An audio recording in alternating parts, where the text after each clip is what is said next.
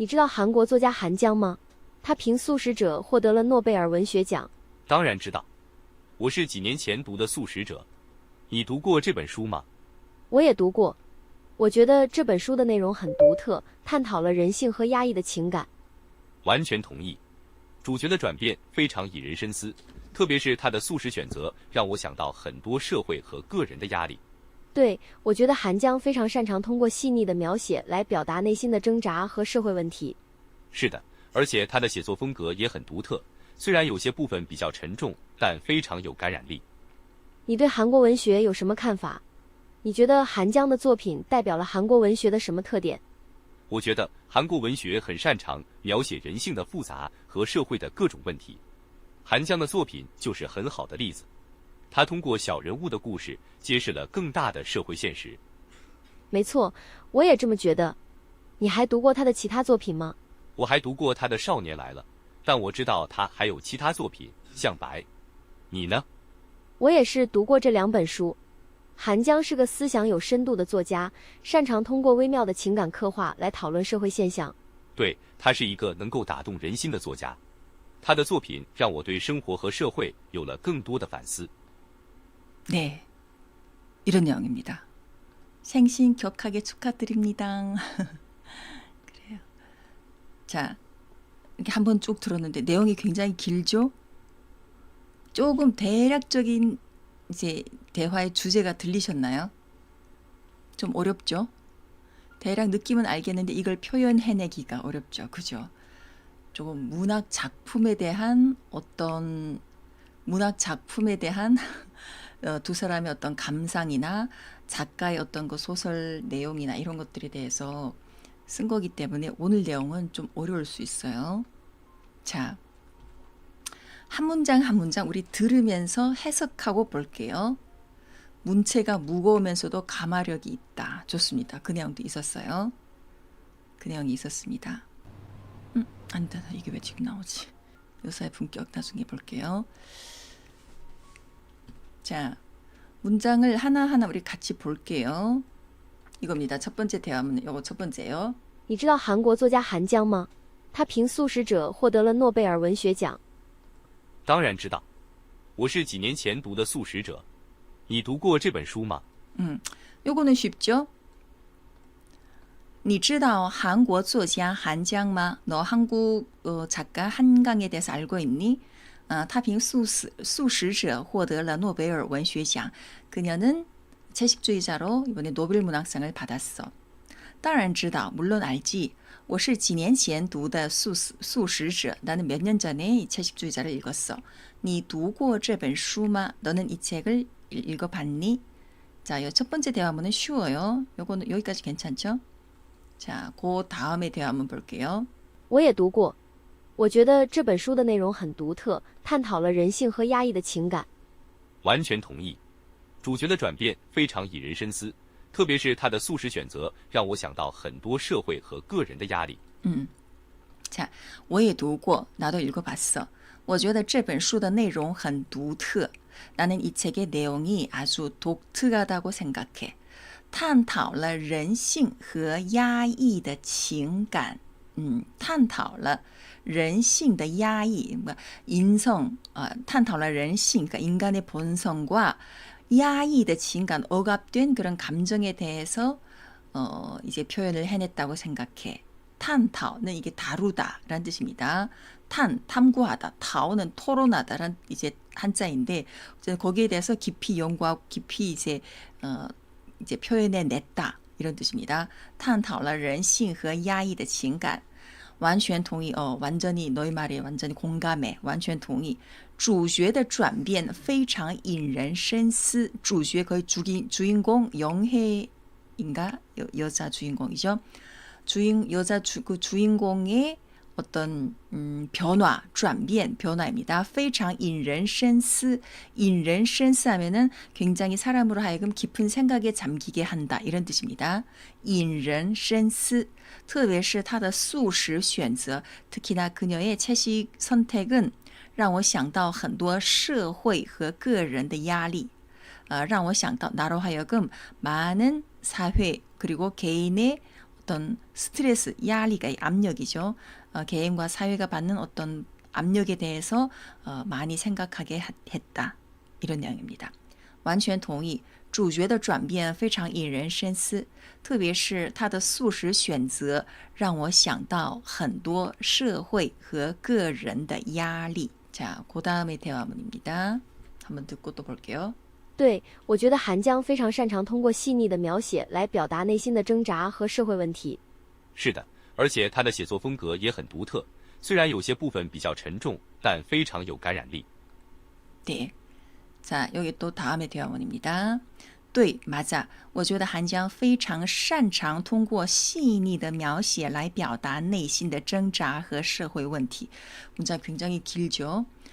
그냥 이겁니다. 나는 이것을 느꼈다. 입니다. 我觉得 나는 느꼈다. 이 뒷부분이 다 굉장히 이제 느낀 내용인데 한장 非常擅长, 擅长은 무슨 뜻이었죠? 어떤 부분에 대해서 잘한다 이거예요. 擅长. 한강은 여기에 대해서 굉장히 잘한다. 자, 그 잘하는 부분이 뭐냐? 뒷부분에 또 이게 전체 목적어입니다. 通过细腻的描写. 细腻가 아주 자세한, 아주 뭐라고 할까요? 细腻가 디테일하다라는 뜻입니다. 디테일하다. 아주 디테일한 그런 묘사를 통해서 表达内心的挣扎, 마음속의 어떤 갈등과 내면의 갈등, 挣扎는 갈등이란 뜻입니다. 내면의 어떤 이런 방황, 갈등 이런 걸 말하고 和社会问题, 사회적인 문제. 그러니까 나는 한강이 아주 디테일한 묘사를 통해서 내면의 어떤 갈등과 사회 문제를 표현해내는 것을 굉장히 잘한다고 생각한다. 이런 문장입니다. 그 전체적으로 보면 이 문장이 나는 이렇다고 생각한다인데 뒤에 觉得 뒤에 붙은 이게 굉장히 길게 왔어요. 韩江非常擅长通过细腻的描写来表达内心的挣扎和社会问题. 자, 뒤에 是的, 맞아. 而且他的写作风格也很独特. 他的写作风格 이거는 이제 글쓰기 스타일이라는 뜻입니다. 写作는 글쓰다, 风格는 스타일이죠. 그래서 나는 그녀의 글쓰기 스타일도 아주 독특하다고 생각해. 虽然有些部分比较沉重, 비록 어떤 부분은 좀 무거운 느낌도 있다. 沉重. 그러니까 한강 소설가의 그 작품 느낌이 조금 무거운 그런 사회적 문제나 내면의 갈등을 묘사해내기 때문에 좀 전반적으로 무거운 느낌이 좀 있죠. 좀 어둡고 무거운 느낌이 좀 있지만, 但非常有感染力. 근데 굉장히 그感染力를 뭐라고 하지? 감동적이라고 해야 되나? 感染力, 그러니까 감화력이 있다. 감화력이 있다. 사람의 마음을 움직이는 그런 감화력이 있다라는 뜻입니다.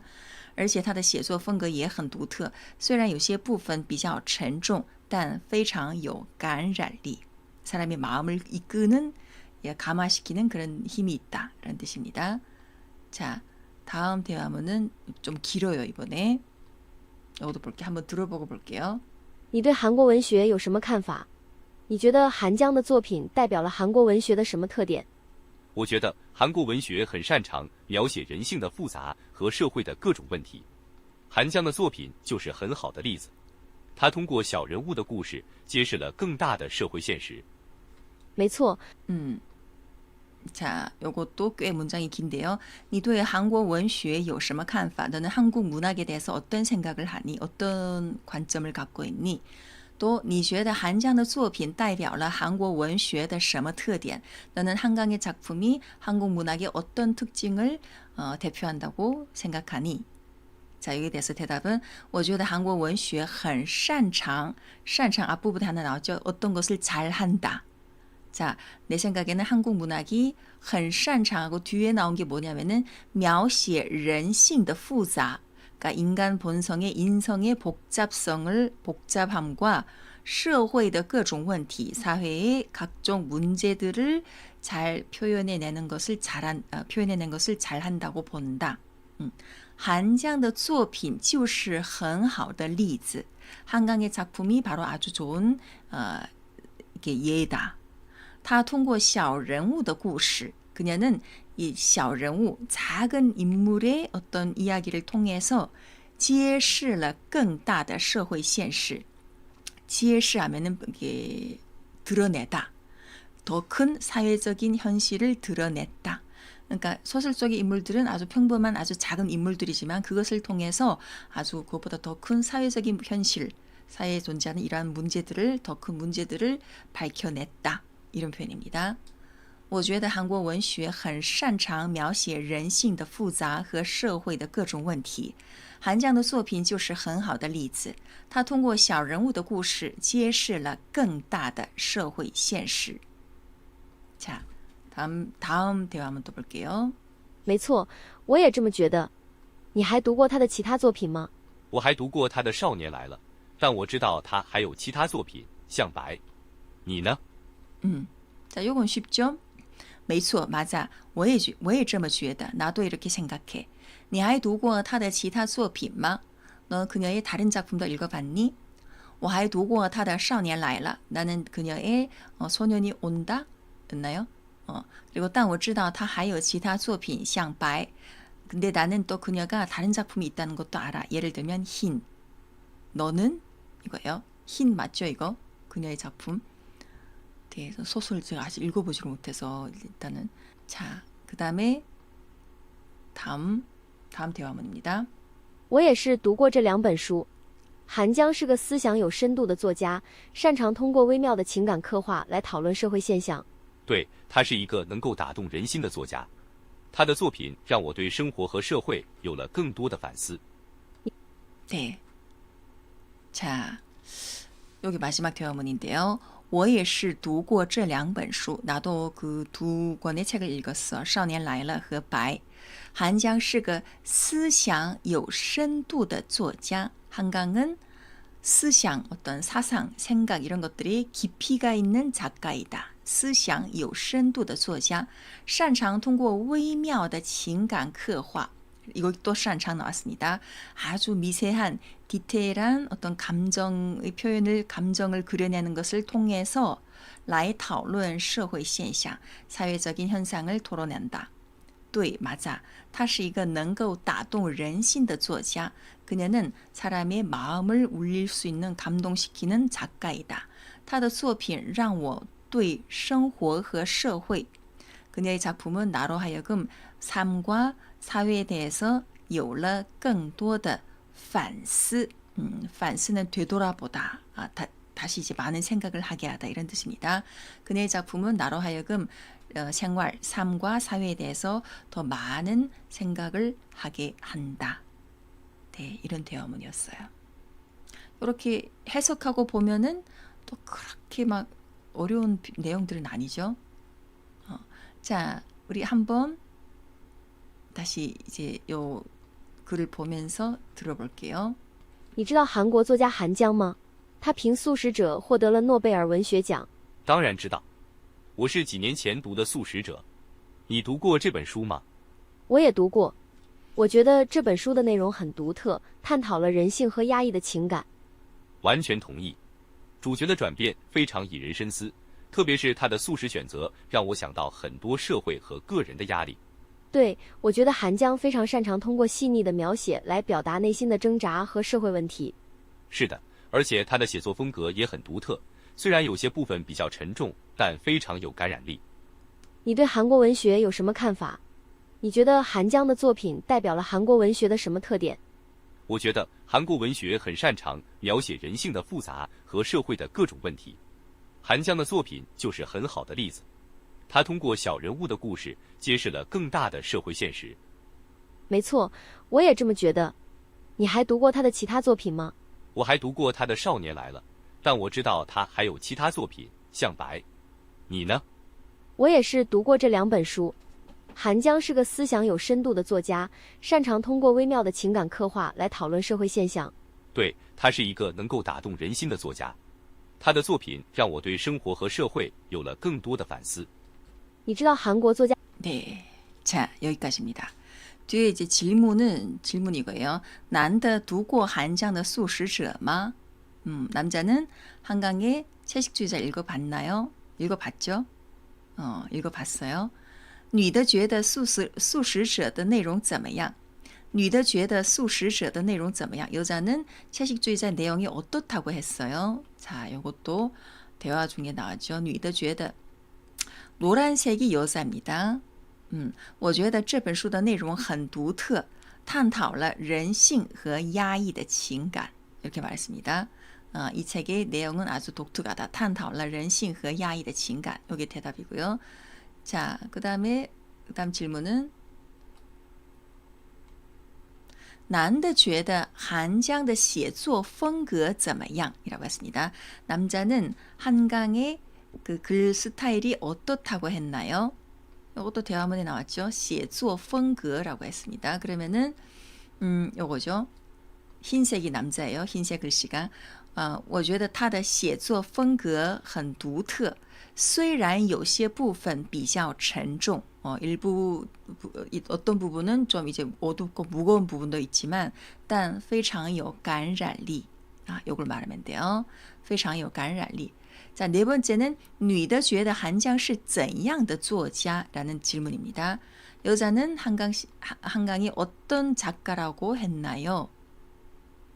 그러면 여자 노란색이죠. 韩江是个思想有深度的作家. 생각에 어떤 깊이가 있는 작가이다 라고 했습니다. 擅长通过微妙的情感刻画来讨论社会现象.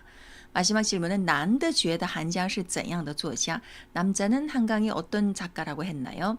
男的觉得他是一个能够打动人心的作家. 한강은 사람의 마음을 감동시키는 작가라고 했습니다. 이 부분을 말하면 돼요. 네. 자, 오늘은 한강 작가의 노벨 문학상 수상을 맞이하면서 이런 대화문을 가져왔는데 조금 어려웠죠? 네. 이 내용을 그래도 대충이라도 조금 익혀두시면은 혹시라도 중국 지인분들과 이 주제로 이렇게 중국어 대화를 하시는데 조금 도움이 되면 좋겠네요. 자, 다음 내용 넘어갈게요. 이번에는 이런 문제입니다. 이거 HSK 6급이에요. 자, 이 내용에 맞춰서 빈자리에다가 정확한 단어를 넣어서 문장을 완성하기인데 A, B, C, D 중에 하나를 찾으시면 돼요.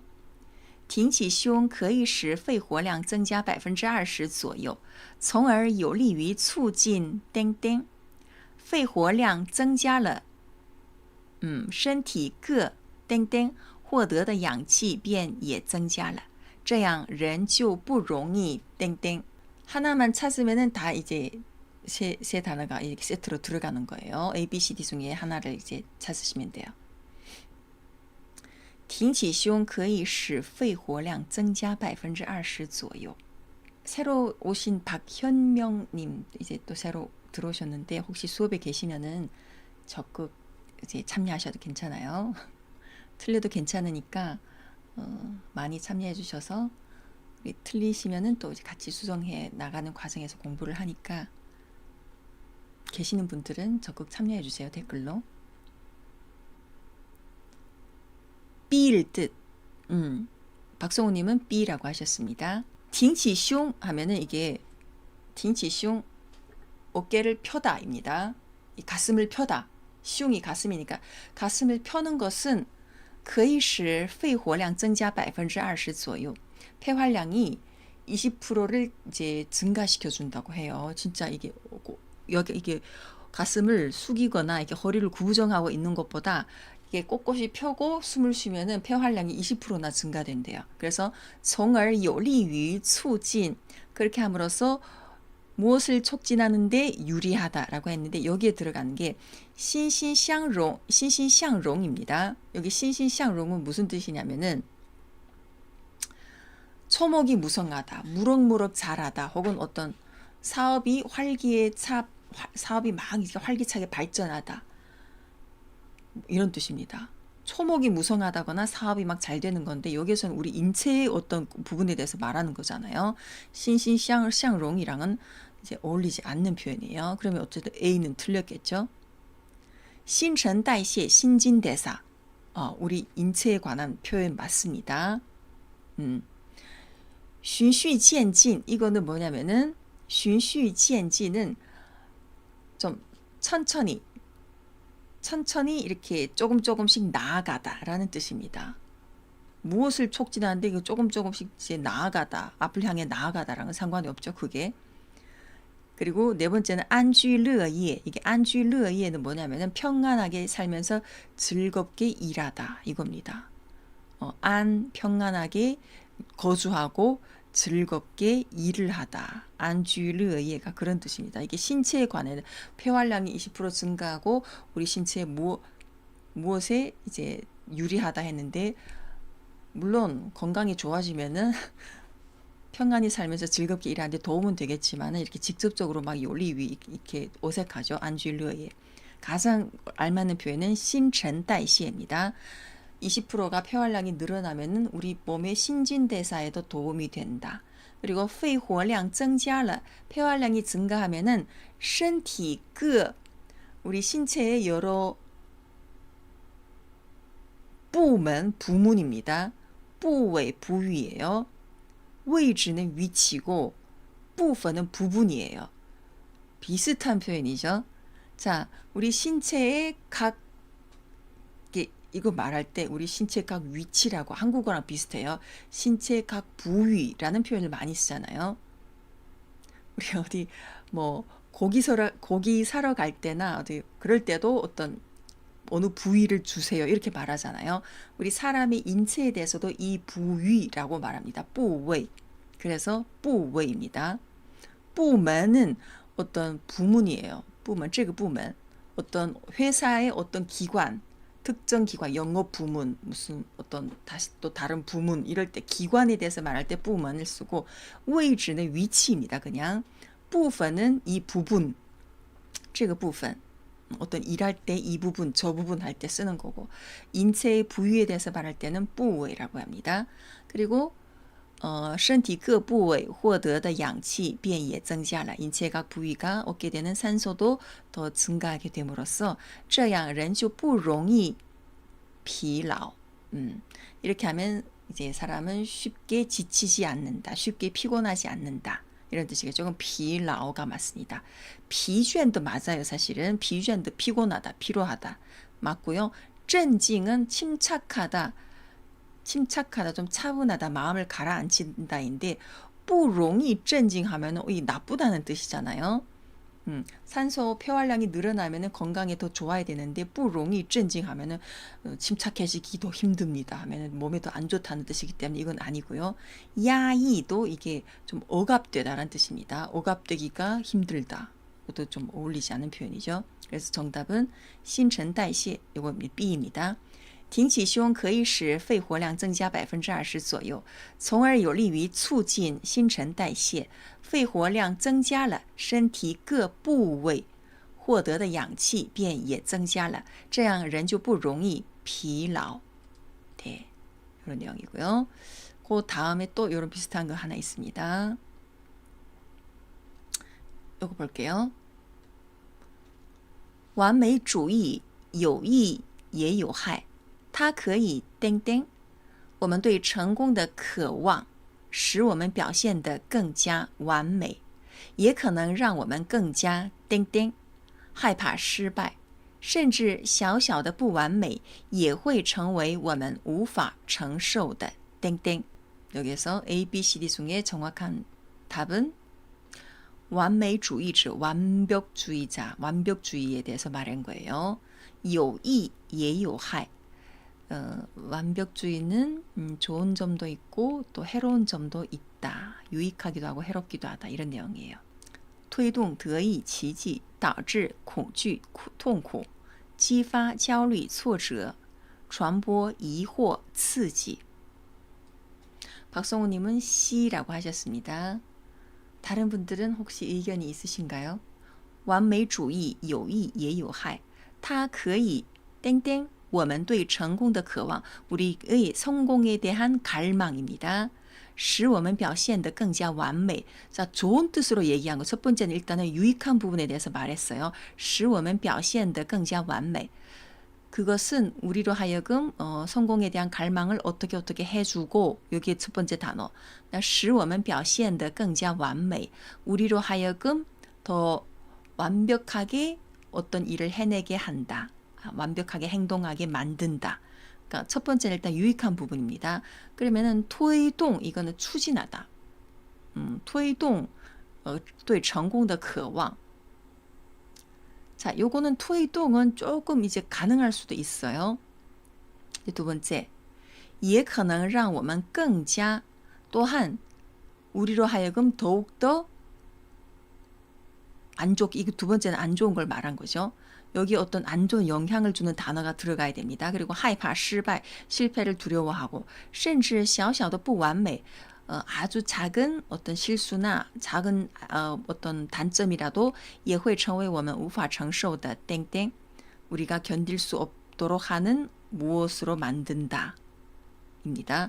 得意는 아주 득이양양하다, 좀 잘난 척하다 이거예요. 그러면 이제 안 좋은 걸 말했는데 여기다가 得意가 들어가면 어색하겠죠. 이 완벽주의라는 것은 우리로 하여금 또 이런 안 좋은 점도 있다. 우리로 하여금 아주 잘난 척하게 만든다. 그리고 실패를 두려워하게 한다. 이러면 앞뒤 내용이 맞지 않아요. 그래서 첫 번째는 일단 패스. 导致가 들어갔습니다. B 볼게요.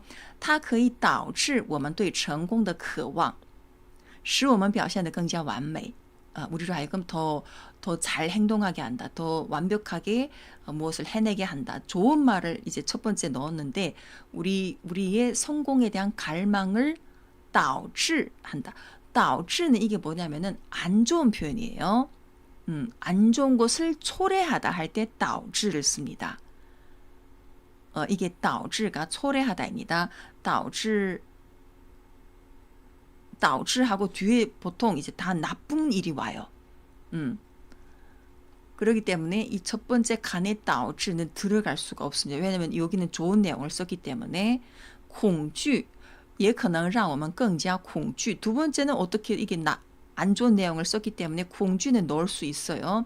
甚至小小的不完美也会成为我们无法承受的痛苦 이것도 넣을 수는 있습니다. 안 되는 거는 导致는 이거 무조건 안 돼요. 왜냐하면 첫 번째는 좋은 내용인데 좋은 내용에다가 뭐 어떤 초래하다라는 안 좋은 것을 초래하다라는 단어가 첫 번째에 들어가기 때문에 안 되는 거예요. 激发 자, 세 번째 볼게요. 完美主义有益也有害它可以激发我们对成功的渴望 激发 요거는 좋은 거예요. 어떤 감정을 자극하다 이런 뜻입니다. 激发 보통 좋은 감정을 자극하다라는 뜻이에요. 뭐 잘하고 싶은 열정이나 열망 어떤 이런 갈망 이런 것들을 자극하다 할 때 激发를 씁니다. 그래서 它可以激发我们对成功的渴望 우리의 성공에 대한 갈망을 자극해서 使我们表现得更加完美 우리로 하여금 더 완벽하게 행동해낼 수 있게 한다. 也可能让我们更加焦虑 또한 우리로 하여금 더 초조해지게 한다. 불안하고 초조하다가 焦虑입니다. 更加焦虑害怕失败 실패를 두려워하고 甚至小小的不完美 아주 작은 좀 단점이나 실수도 也会成为我们无法承受的挫折 挫折는 좌절입니다. 아주 작은 단점도 우리가 견뎌낼 수 없는 어떤 좌절로 만들어 버린다. C가 이 단어 세 개가 다 맞아요. 네 번째는 传播라고 했습니다. 它可以传播我们对成功的渴望 우리의 성공에 대한 갈망을 전파한다. 어디에 전파하지? 전파해서 우리가 더 잘하게 한다. 전파하다는 것은 여기에서 다른 데로 전파하다는 건데 우리의 그런 성공에 대한 갈망을 다른 데 전파해서 우리가 더 잘 행동하게 한다. 이거 약간 첫 번째 단어부터 별로 맞지 않아요. 也可能让我们更加疑惑 또한 우리로 하여금 더 의혹을 품게 한다. 그리고 害怕失败甚至小小的不完美也会成为我们无法承受的刺激 우리가 견뎌낼 수 없는 자극이 되게 한다. 이것도 단어 세 개가 다 이제 어색해요. 정답은 그래서 C입니다. 激发,焦虑,挫折 자, 이해되셨나요? 마지막 이거는 문장이 좀 길어서 제가 단어를 댓글창에 넣을게요. 댓글창에 올렸습니다. 자, 잠깐만. 댓글창에 넣으니까 또 다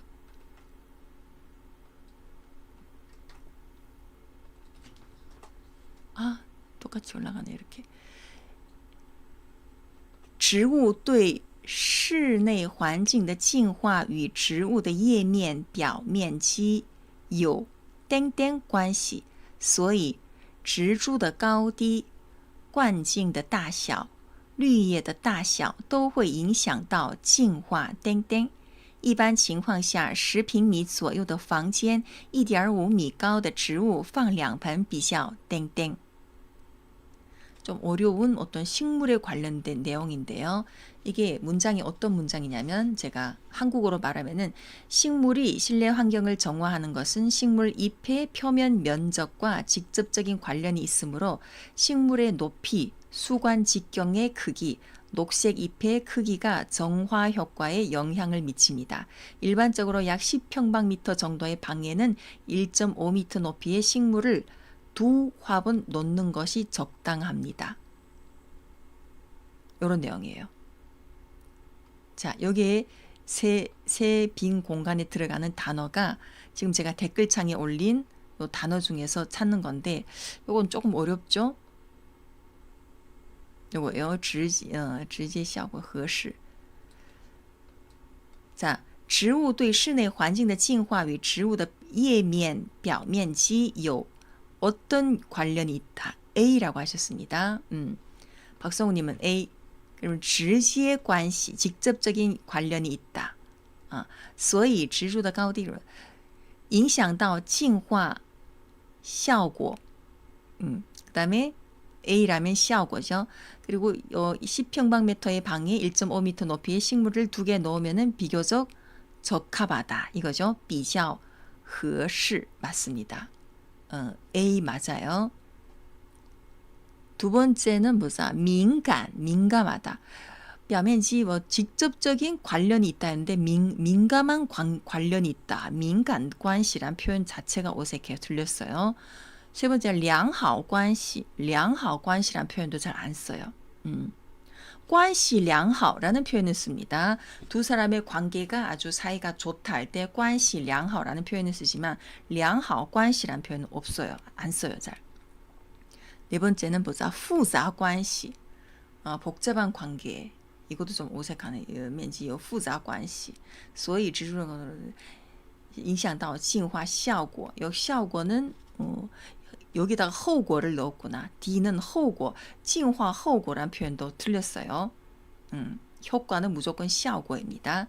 마지막에는 合适, 아주 비교적 적합하다 했는데 比较正常이라는 표현이네. 문법적으로는 比较正常 이거 맞지만은 10평방미터 방에 1.5m의 식물을 2개 놓는 것이 비교적 적합하다 할 때는 比较合适라는 표현이 가장 맞아요. 정답은 A 맞습니다. 네. 자, 세 번째 너무 어려워서 이거 그냥 이렇게 넘어갈게요. 자, 지금 10시 12분아. 이제 장문 몇 개 보겠습니다. 이거는 조금 쉬워요. 장문 몇 개 볼게요. 나는 항상 부모님으로부터 격려와 지지를 받고 있다.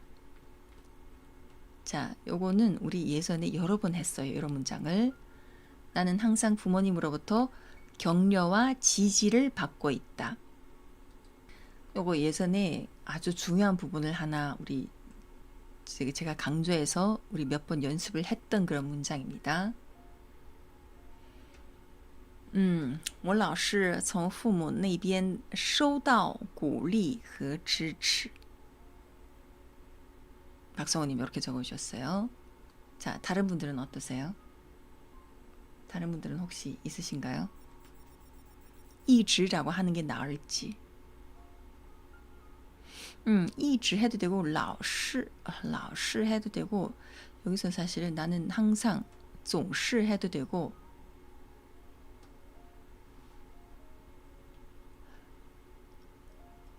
我老是我一直从父母那边收到鼓励和支持. 一直 해도 돼요. 一直 해도 되고 老是는 老是도 오히려 一直는 되는데 老是가 조금 老是가 약간 어떤 느낌이냐면 조금 언제나 늘 항상 그냥 이런 내용 부사이긴 한데 어떤 일이 빈번하게 일어날 때 이럴 때 라오시를 씁니다.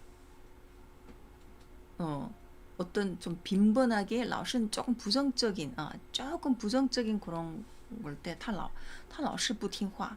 쟤는 맨날 이렇게 누구 말을 잘 안 들어. 他老是感冒. 그는 자꾸 감기에 걸린다. 他老是生气. 쟤는 맨날 이제 화를 낸다. 이럴 때 약간 어떤 조금 부정적인 상황에 더 많이 쓰거든요. 그래서 부정적인 어떤 일을 아주 빈번하게 할 때, 이럴 때 라오시를 좀 많이 씁니다. 总是도 조금 그런 부분이 있거든요. 근데 이 문제 总是는 좀 긍정적인 부분에서도 쓸 수는 있어요. 总是도 좀 부정적인 상황에서 좀 많이 쓰는데 是를 붙이면은 그래도 总是는 이제 긍정적인 표현에서 쓸 수 있어요. 总是 좀 보통 글자 한 글자로 总 할 때는 좀 부정적인 상황에서 좀 거위에서 많이 쓰고 总是 하면은 요거는 조금 긍정적인 상황에서 쓸 수 있기 때문에 저도 이 문장에서는 总是를 넣었거든요. 근데 一直도 괜찮아요. 一直 는 줄곧 항상 요것도 괜찮아요. 자, 여기서 중요한 거는 부모님으로부터 할 때 종 부모那边 부모 那里 요거 잘 넣으셨어요. 부모 那边 那里 해도 되고 那儿 해도 됩니다. 그리고 收到 했는데 收到는 진짜 어떤 물건을 받다예요. 물건이나 어떤 이메일이나 그런 걸 받았을 때 我收到了 문자를 받았다 할 때도 收到了 하지만 어떤 이게 추상적인 응원을 받았을 때, 뭐 격려나 지지를 받았을 때는 得到를 쓰거든요. 总是得到鼓励和支持 이렇게 得到를 쓰는 거죠. 收到는 그런 물건을 받았을 때나 이럴 때 쓰는 거예요. 收到他的鼓励. 자, 我总是从父母那边收到鼓励. 得到鼓励. 得到를 씁니다. 得到. 我总是能从父母那里得到鼓励和支持. 이렇게 得到를 씁니다. 그래서 收到 같은 경우는 진짜 어떤 물건을 봐. 我收到那个 무슨 물건을 받았다. 我收到什么邮件, 뭐 어떤 이메일을 받았다거나 이럴 때 찾아볼게요. 收到. 수령하다. 뭐 편지를 받았다거나. 그리고 어떤 효과를 얻었을 때도 收到를 쓸 수 있습니다. 收到良好的效果, 좋은 효과를 얻었다 할 때는 收到 이거 돼요. 근데 어떤 격려나 넝을 넣은 건 이거 무슨 받을 수 있다 이 표현보다는 나는 지금까지 늘 그렇게 받아올 수 있었다. 지금까지 늘 받았다 이런 뜻이에요. 꼭 무슨 받을 수 있다 없다 이 가능을 강조하는 그런 표현이 아니라 我总是能从父母那里得到鼓励和支持. 나는 늘 부모님한테서 그런 격려와 지지를 받는다 이런 느낌이에요. 뭐 받을 수 있냐 없냐 그걸 강조해서 하는 게 아니라 보통 이런 문장에서는 능을 뭐 많이 넣거든요. 나는 늘 부모님한테서 격려와 지지를 받는다. 한국어로 직역을 하면 받을 수 있다. 그러니까 부모님의 그 사랑은 나에 대한 격려와 지지는 변함이 없다. 내가 원하면 언제든지 받을 수 있다. 이걸 좀 강조하는 느낌이지 이걸 꼭 이제 부모님한테서 그 격려와 지지를 받을 수 있냐 없냐라는 가능 불가능으로 강조해서 하는 표현은 아니에요. 여기에서는. 그래서 만약에 이 문장에서 능을 사실은 빼도 됩니다. 我总是从父母那里得到鼓励和支持 이렇게 해도 돼요. 능의 뭔가 저 한글 해석과 관련된 뉘앙스 용법. 능은 사실은 그냥 가능 동사잖아요. 가능 동사이지만 이런 문장에서는 아까 제가 말씀드린 것처럼 직역을 하면은 나는 항상 부모님으로부터 격려와 지지를 받을 수 있다. 이거 맞는데 한국어는 받을 수 있다.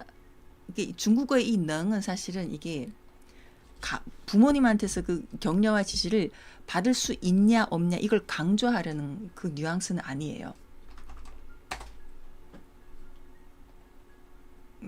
능의 용법에 이게 해당하는 게 있으려나? 잠깐만요. 굳이 이걸 꼭 이 능의 용법 중에서 말한다면은 그것밖에 없거든요. 할 수 있다, 가능하다. 그러니까 가능을 나타내는 동사로밖에 볼 수 없어요. 될 수 있다, 뭐 할 가능성이 있다. 가능을 나타내는 이게 기능이 맞는데 이 문장에서는 我总是从父母那里得到鼓励和支持.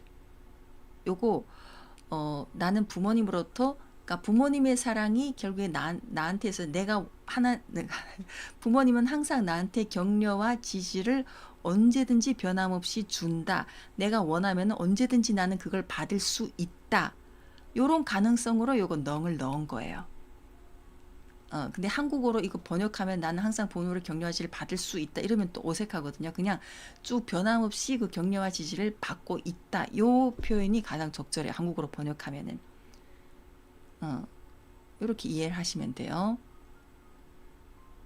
그래서 요거는 사실은 빼도 됩니다. 我总是从父母那里得到鼓励和支持 하면은 나는 늘 부모님에게서 격려와 지지를 받는다, 받고 있다. 결국 한국어로 번역하면은 다 똑같은데 능을 넣으면은 나는 부모님한테서 언제든지 그런 격려와 지지를 받을 수 있다. 요 뉘앙스가 살짝 들어간 거예요. 능은 어떤 능력을 구비했거나 어떤 정도에까지 도달했음을 나타내고 능력을 구비했거나 어떤 정도에 도달했다는 것을 나타내지만 어떤 가능성도 나타내잖아요. 가능도 나타내지. 그래서 이 문장에서 사실 능은 있어도 되고 없어도 됩니다. 근데 이걸 넣으면은 나는 항상 부모님한테서 그런 걸 받을 수 있다. 그런 그 가능성이 항상 열려 있다. 이걸 살짝 뉘앙스를 더 넣은 느낌이라고 해야 될까요? 그래서 이런 문장에서는 이 능을 넣어서 표현할 때가 많아요. 근데 굳이 안 넣어도 됩니다. 안 넣어도 한국어 번역에는 크게 지장이 없어요.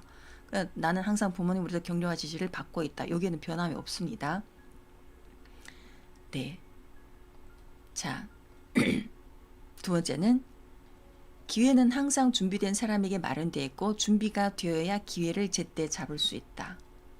자, 이거 조금 어려운 문장인데 기회는 机会总是 항상 마련되어 있다, 남겨져 있다라는 뜻으로 留给 준비된 사람에게 어떻게 말할까요?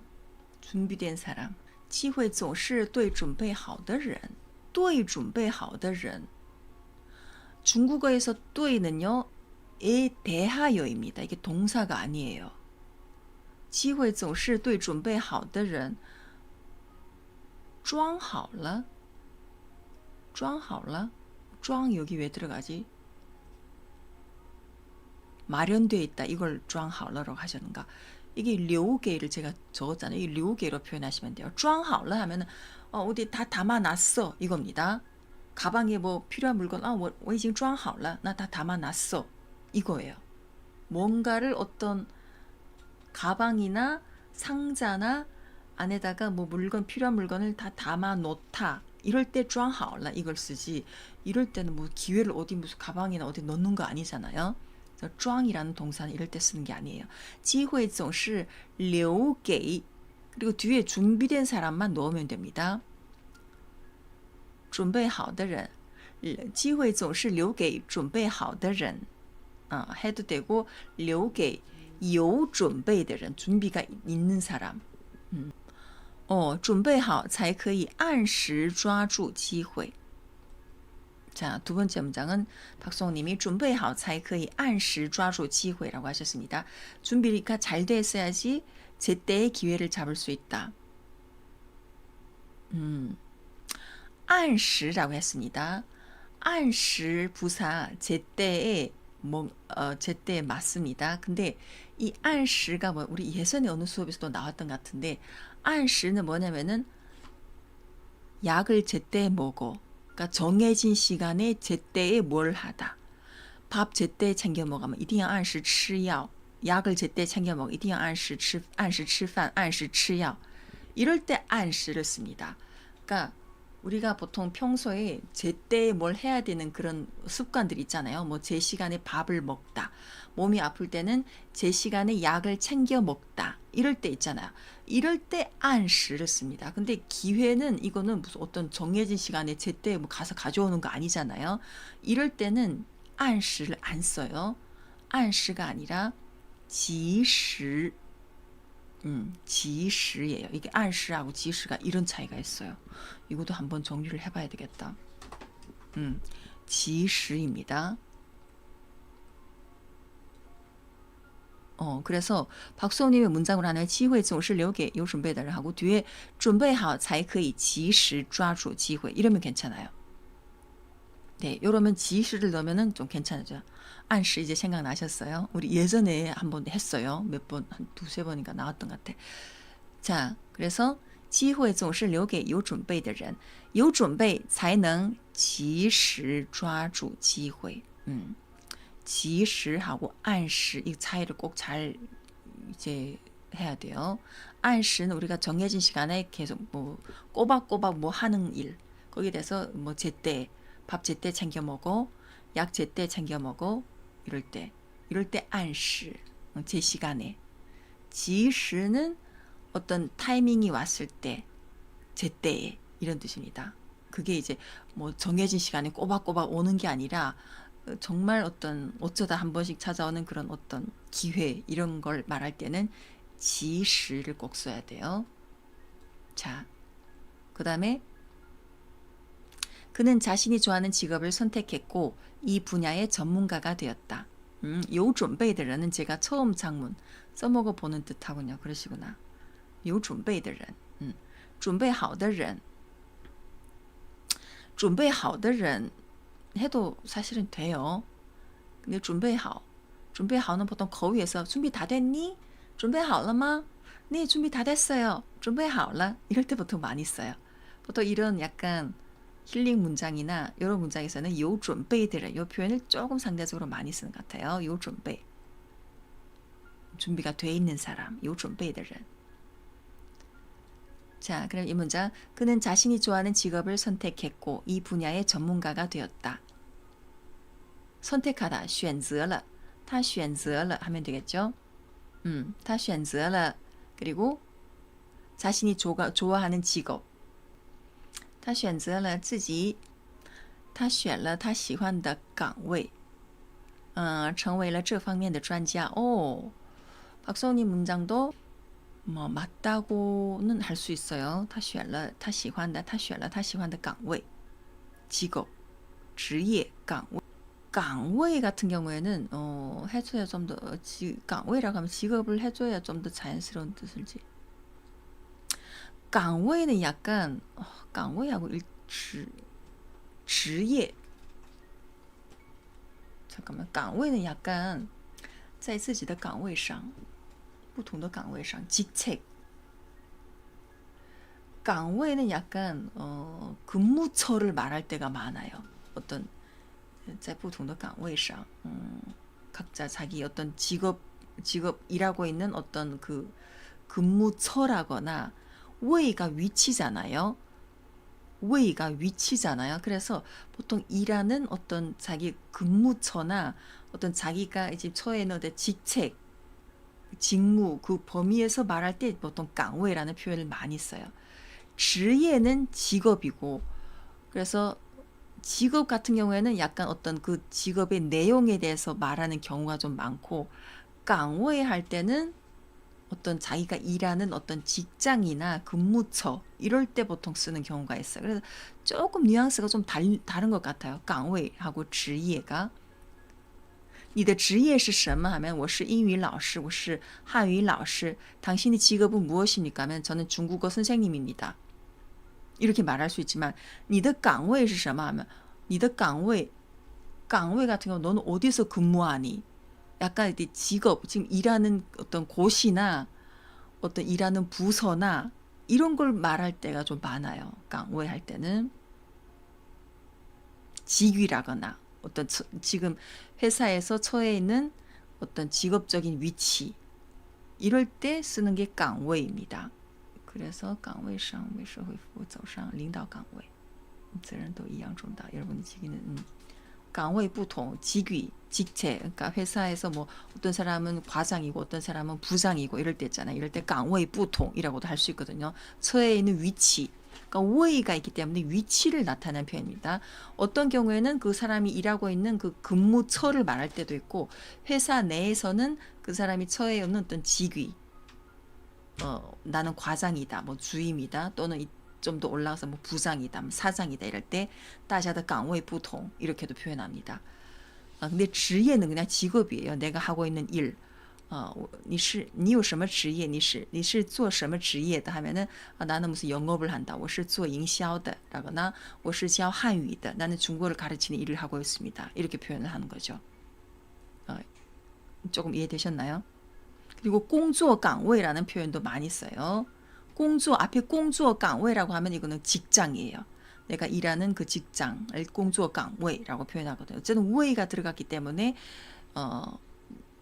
처해 있는 어떤 직급 위치라거나 아니면은 회사 그 일하는 근무처를 말할 때 岗位를 많이 씁니다. 이런 차이가 있다는 걸 기억해 두시고요. 그러면은 그는 자신이 좋아하는 직업을 선택했다 할 때는 여기서는 岗位라기보다 职业라는 표현이 조금 더 적절해요. 그래서 他选了自己喜欢的职业 그리고 이 분야의 전문가가 되었다. 成为了这方面的专家. 이건 괜찮아요.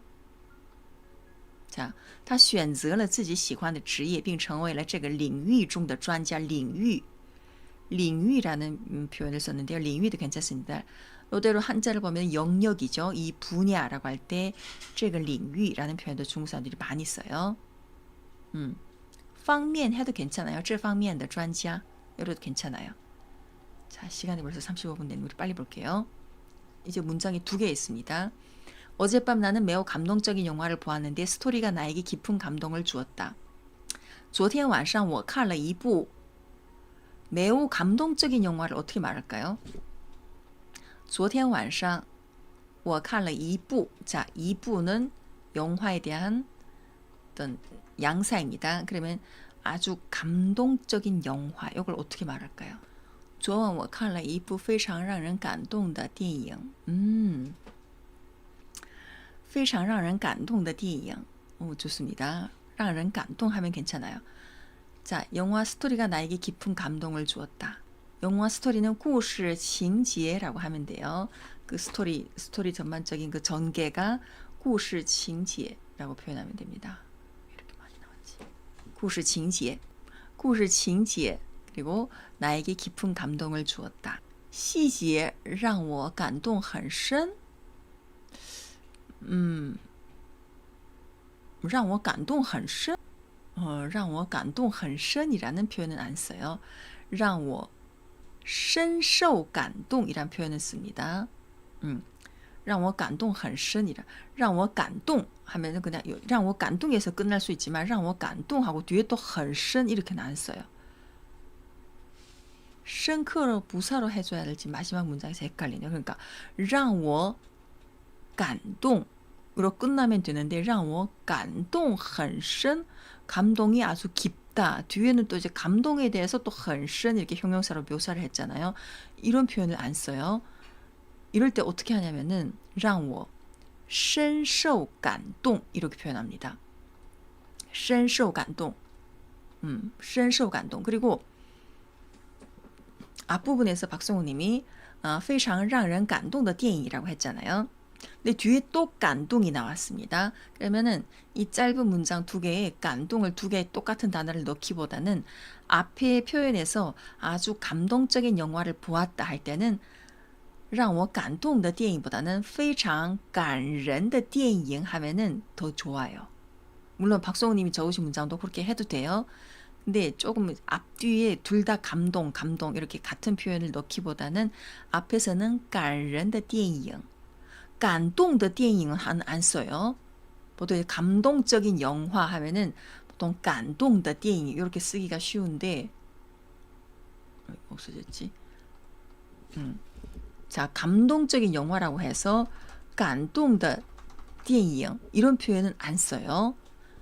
感人的电影은 되지만 感动的电影은 안 씁니다. 感动这部电影让我很感动이라거나 让我深受感动 요거는 쓸 수 있지만 직접적으로 영화 앞에 感动的电影 이 표현은 이게 되게 어색해요. 안 써요. 감동은 보통 명사나 어떤 동사로는 쓰지만 이렇게 형용사처럼 感动的电影 잘 안 씁니다. 그래서 感人은 쓸 수 있어요. 昨天晚上我看了一部非常感人的电影故事情节让我深受感动 이렇게 하면 괜찮아요. 자, 마지막 문장. 퇴근 후에 헬스장에 가서 1시간 동안 운동을 했더니 몸에 더 활력이 생긴 것 같아요. 下班后我去健身房 퇴근하고 나서 헬스장에 가서 운동하다는 중국어로 锻炼이라는 표현을 많이 쓰죠. 1시간을 운동했다. 자, 下班后我去健身房 오늘 내일 월요일인데 오늘 내용을 제가 너무 많이 준비했네요. 자, 1시간을 운동했다. 锻炼了1个小时. 몸에 더 활력이 생긴 것 같다 하면은 어찌한 것 같다. 내 느낌이 그렇잖아요. 그래서 感觉对身体有了更多的活力。下班后去健身房锻炼1个小时，对身体有了更多的活力。 자, 뒷부분에 두 번째 표현을 박성호님 이렇게 적으셨어요. 对身体有了更多的活力. 뜻은 비슷하게 이제 이해는 되는데 이렇게 쓰지 않거든요. 对身体 对는 항상 중국에서 무엇에 대하여입니다. 신체에 대하여 더 많은 활력이 생겼다. 우리 몸에 대하여, 대하여를 쓰는 자체가 좀 어색해요. 그냥 身体有了更多的活力 하면은 괜찮아요.